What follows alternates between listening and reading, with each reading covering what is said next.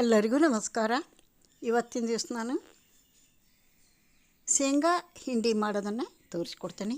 ಹೆಂಗೆ ಮಾಡೋದು ಅಂತ. ಒಂದು ಬೌಲ್ ಶೇಂಗಾ ಕಾಳು ತೊಗೊಂಡೇನಿ. ಆಮೇಲೆ ಕೊಬ್ಬರಿ ಬಟ್ಲ 2 ಕೊಬ್ಬರಿ ಬಟ್ಲ ತೊಗೊಂಡೇನಿ. ಒಣ ಕೊಬ್ಬರಿ ತೊಗೋಬೇಕು. ಹೆಂಗೆ ಮಾಡೋದು ಅಂತ ತೋರಿಸ್ತೀನಿ ಬರ್ರಿ. ಒಂದು ದಪ್ಪ ತೊಳೆದು ಬಾಳ್ಗೆ ಇಡಬೇಕು. ಮೀಡಿಯಮ್ ಉರಿಯೊಳಗೆ ಈ ಶೇಂಗಾ ಕಾಳನ್ನ ಹುರ್ಕೋಬೇಕು. ಇಲ್ಲಿ ನಾನು ಚಟ್ನಿ ಮಾಡಲಿ, ಉಂಡೆ ಮಾಡಲಿ, ಶೇಂಗಾ ಹೋಳ್ಗೆ ಮಾಡಲಿ, ಏನೇ ಮಾಡಲಿ ಶೇಂಗಾ ಕಾಳಂದು ಆ ಶೇಂಗಾ ಕಾಳು ಒಂದೇ ಲೆವೆಲ್ ಇರುವಂಗೆ ಆರಿಸ್ಕೊತೀನಿ. ದಪ್ಪನೂ ಬೇರೆ, ಮೀಡಿಯಮ್ ಬೇರೆ, ಸಣ್ಣೂ ಬೇರೆ ಮಾಡಿಟ್ಕೊತೀನಿ. ಅಂದ್ರೆ ಹುರಿಯೋಕೆ ಅಗದಿ ಪರ್ಫೆಕ್ಟ್ ಹುರಿಯೋಕೆ ಆಗ್ತದೆ. ಇಲ್ಲಾಂದ್ರೆ ಸಣ್ಣ ಕಾಳು ಹೊತ್ತಿ ಬಿಡ್ತಾವೆ, ಮೀಡಿಯಮ್ ಕಾಳು ಚೆಂದಾಗಿ ಹುರಿತಾವೆ, ದೊಡ್ಡ ಕಾಳು ಹಸಿ ಬಿಸಿ ಆಗ್ತಾವೆ. ಅದಕ್ಕೆ ಶೇಂಗಾ ಕಾಳು ಮಾತ್ರ ಎಲ್ಲನೂ ಡಿವೈಡ್ ಮಾಡ್ಕೋರಿ, ಸಣ್ಣ, ಮೀಡಿಯಮ್, ದೊಡ್ಡವು. ನೋಡಿರಿ, ಈ ಥರ ಹುರಿಬೇಕು. ಮೀಡಿಯಮ್ ಹುರಿ ಇಟ್ಕೊಂಡು ಕೈ ಆಡಿಸ್ತಾ ಚಲೋತ್ನಂಗೆ ಹದವಾಗಿ ಹುರಿದು ಇಟ್ಕೋಬೇಕು ಶೇಂಗಾ ಕಾಳು. ನಾನು 3 ಟ್ರಿಪ್ನಾಗ ಹುರಿದೇನಿ. ನಿಮಗೆ 1 ಟ್ರಿಪ್ ಹುರಿದಿದ್ದು ತೋರಿಸೇನಿ. ಸುಮ್ಮನೆ ಲಾಂಗ್ ಆಗ್ತದೆ ವಿಡಿಯೋ. ಈಗ ಒಂದು 4 ಕಡ್ಡಿ ಕರಿಬೇವು ಕೂಡ ಬಿಸಿ ಮಾಡ್ಕೋಬೇಕು, ಫ್ರೈ ಮಾಡ್ಕೋಬೇಕು. ಅದು ಕೈಲೇ ಫ್ರೆಶ್ ಮಾಡ್ರೆ ಪುಡಿ ಆಗ್ಬೇಕು. ಆ ಥರ ಫ್ರೈ ಮಾಡ್ಕೋಬೇಕು ಸಣ್ಣ ಉರಿ ಇಟ್ಟು.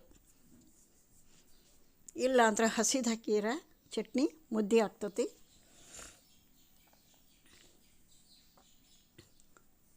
ನೋಡಿರಿ, ನಮ್ಮ ಉತ್ತರ ಕರ್ನಾಟಕದಾಗ ಎಲ್ಲರ ಮನೆಯೊಳಗೂ ಶೇಂಗಾ ಚಟ್ನಿ, ಅಗಸಿ ಚಟ್ನಿ, ಗುರಳ್ಳಿ ಚಟ್ನಿ, ಕಡ್ಲೆ ಚಟ್ನಿ, ಕೊಬ್ಬರಿ ಚಟ್ನಿ, ಈ ಥರ ಚಟ್ನಿಗಳು ಇದ್ದೇ ಇರ್ತಾವೆ. ಮತ್ತು ಹಿಂಡಿಗಳಿರ್ತಾವೆ, ಕೆಂಪು ಹಿಂಡಿ, ಹುಣಸಿಕಾಯಿ ಹಿಂಡಿ, ಈ ಥರ ಎಲ್ಲ ಇರ್ತಾವೆ. ಅಕಸ್ಮಾತ್ ತರಕಾರಿ ಇಲ್ದಾಗ, ಏನೂ ಪಲ್ಯ ಮಾಡಲಿಲ್ದಾಗ ಯಾರು ಬಂದ್ರಂದ್ರೆ ಪಟ್ಟೆ 2-3 ಥರ ಚಟ್ನಿ ಹಚ್ಚಿ, ಮೊಸರು ಹಚ್ಚಿ ರೊಟ್ಟಿ ಕೊಟ್ಬಿಡ್ತಾರೆ. ನೋಡಿರಿ, ಆಗಿನ ಮಟ್ಟಿಂದು ಊಟ ಮುಗಿದು ಹೋಗ್ಬಿಡ್ತತಿ. ಬಿಸಿ ಬಿಸಿ ಜೋಳದ ರೊಟ್ಟಿಗೆ ಸೂಪರ್ ಕಾಂಬಿನೇಷನು. ಮತ್ತು ಶೇಂಗಾ ಚಟ್ನಿ ಮೊಸರನ್ನಕ್ಕೆ ಬೇಕು, ಚಿತ್ರಾನ್ನಕ್ಕೆ ಬೇಕು, ಪ್ರತಿಯೊಂದಕ್ಕೂ ಊಟಕ್ಕೆ ಸೈಡ್ ಡಿಶ್ ಅಂತ ಹೇಳ್ಬೋದು ಶೇಂಗಾ ಚಟ್ನಿ. ಈಗ ನೋಡಿರಿ, ಕರಿಬೇವು ಹುರಿದು ತೆಗೆದಿಟ್ಕೊಂಡೆ. ಇವಾಗ ಕೊಬ್ಬರಿ ನೋಡಿರಿ, 2 ಬಟ್ಲ ಕೊಬ್ಬರಿ ಹೆರೆದಿಟ್ಕೊಂಡಿನಿ, ಒಣ ಕೊಬ್ಬರಿ. ಇದನ್ನು ಸ್ವಲ್ಪ ಫ್ರೈ ಮಾಡ್ಕೊಳ್ಳೋಣ. ಈ ಬರೀ ಶೇಂಗಾಲೇ ಮಾಡ್ತಾರೆ ಶೇಂಗಾ ಚಟ್ನಿ. ಈ ಒಣ ಕೊಬ್ಬರಿ ಹಾಕಿ ಮಾಡಿ ನೋಡಿರಿ, ಟೇಸ್ಟ್ ಡಬಲ್ ಟೇಸ್ಟ್ ಆಗ್ತತಿ. ಅಷ್ಟೊಂದು ಸೂಪರ್ ಟೇಸ್ಟಿಯಾಗಿ ಬರ್ತದೆ ಚಟ್ನಿ. ಈ ಮಸಾಲ ದೋಸೆ ಮಾಡ್ತೇವಲ್ಲ, ಅದ್ರ ಮೇಲೆ ಸಹಿತ ಸ್ಪ್ರೆಡ್ ಮಾಡ್ಕೋಬೋದು ಈ ಚಟ್ನಿ.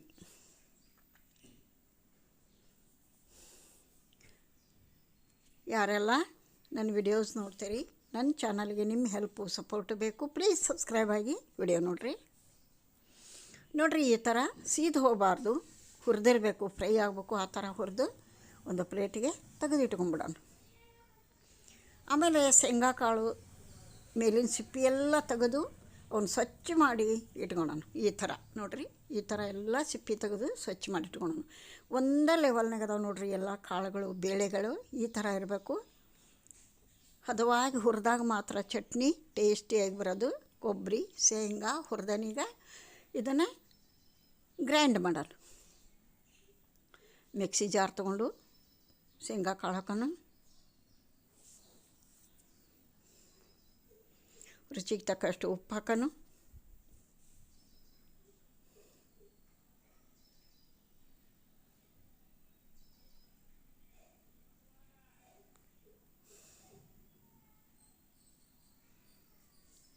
ಇದು ಖಾರ ಭಾಳಿಲ್ಲ, ಬ್ಯಾಡಗಿ ಮೆಣಸಿನ್ಕಾಯಿ ಖಾರ ಹಾಕೋಣ.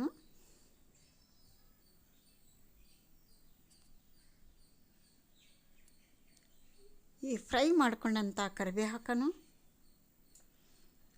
ಕೊಬ್ಬರಿ ಹಾಕೋಣ ಫ್ರೈ ಮಾಡಿದ್ದು.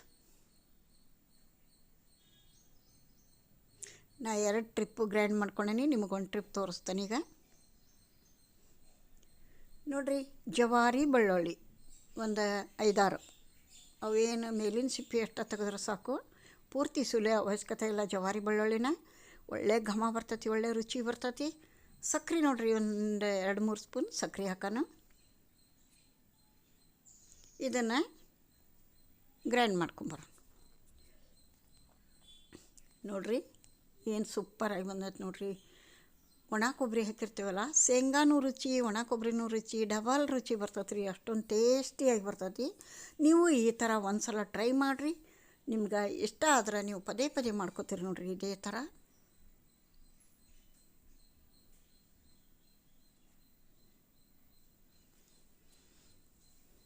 ಇದನ್ನೆಲ್ಲ ಈ ಥರ ಮಿಕ್ಸ್ ಮಾಡಬೇಕು.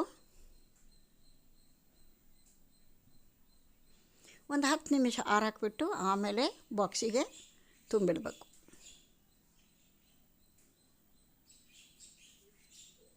ಎಷ್ಟು ಚೆನ್ನಾಗಿ ಬಂದೈತೆ ನೋಡ್ರಿ ಚಟ್ನಿ, ಘಮ ಘಮ ಅಂತತಿ. ಇಲ್ಲಿಗೆ ಈ ವಿಡಿಯೋ ಮುಗಿಸ್ತೇನೆ. ಮುಂದಿನ ವಿಡಿಯೋದಾಗ ಸಿಗ್ತೇನೆ. ಎಲ್ಲರಿಗೂ ನಮಸ್ಕಾರ ರೀ.